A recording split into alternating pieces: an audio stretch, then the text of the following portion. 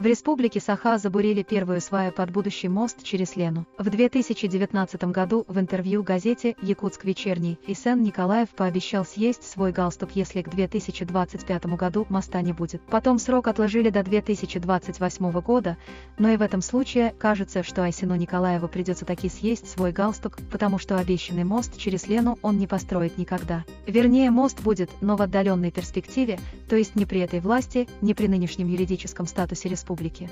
Судите сами, приоритетное направление сейчас у российского правительства – это война с Украиной. Ради нее урезаются выплаты на социальные нужды, здравоохранение, образование и дороги. Так было и в 2014 году, когда вместо моста через Лену построили мост в Крым. Именно крымский вопрос был в приоритете у правительства России. Поэтому и сейчас никто не будет строить мост через Лену. Иначе не хватит денег воевать. Все обещания так и останутся обещаниями, а одинокая свая станет вечным памятником Исену Николаеву.